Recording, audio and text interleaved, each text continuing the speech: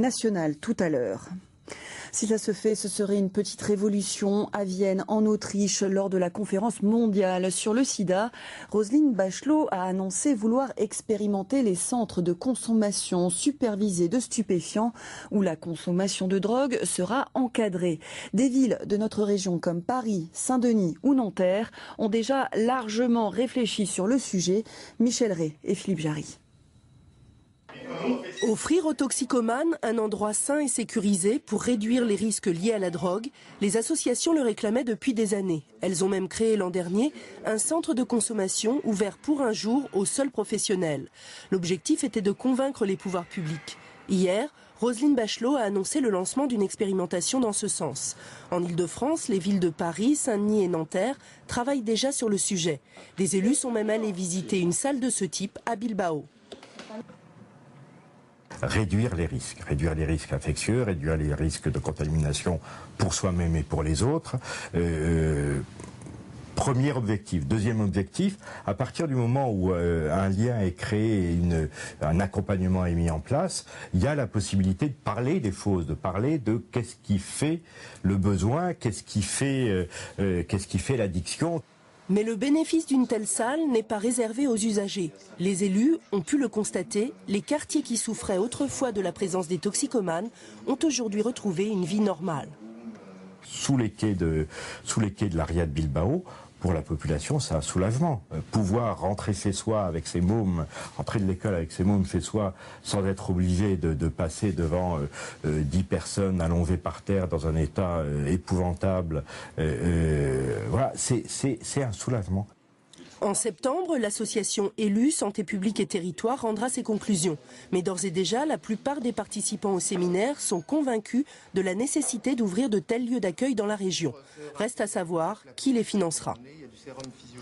Bien des questions demeurent et c'est un sujet délicat s'il en est avec nous sur le plateau. Pour aller plus loin, Jean-Pierre Coutron, vous êtes le président de l'association des intervenants en toxicologie et addictologie. Vous qui avez longuement milité pour l'ouverture de ces centres, est-ce que pour vous, cette position qu'a pris Roselyne Bachelot, enfin, c'est une bonne nouvelle ou pas ?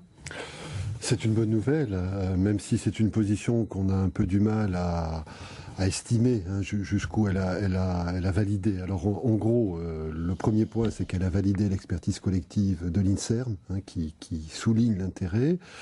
Le deuxième point qui est plus débattu, c'est qu'elle dit qu'elle va lancer la concertation. De notre point de vue, la concertation a été bien amorcée en amont, vous venez de le montrer dans le reportage, et on aimerait que ce soit en tout cas une concertation concrète, c'est-à-dire une concertation sur la mise en place d'une première expérimentation. Qu'est-ce que vous entendez par concertation concrète ? C'est-à-dire que les villes qui ont fait savoir qu'elles auraient besoin de cette réponse puissent commencer à travailler à la mise en œuvre de cette réponse.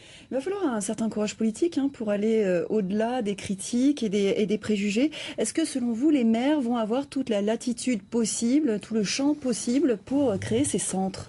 Je crois qu'il faudra du courage politique au niveau de la ministre comme au niveau des maires, et on verra qui aura jusqu'au bout ce courage.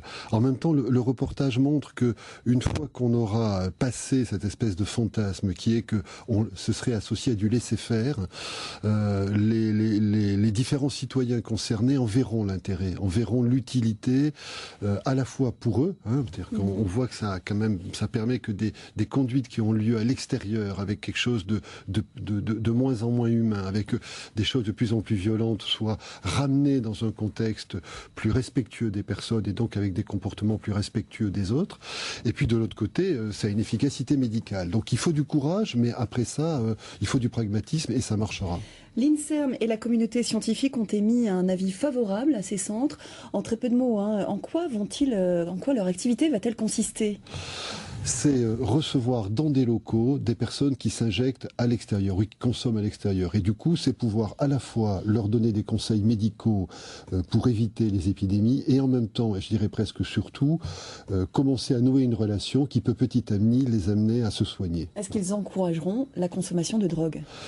On avait eu la même peur quand on a autorisé la vente libre des seringues, ça n'a pas du tout augmenté la consommation de drogue. Et toutes les études montrent que non seulement ça n'augmente pas la consommation de drogue, mais que ça augmente les demandes de sevrage.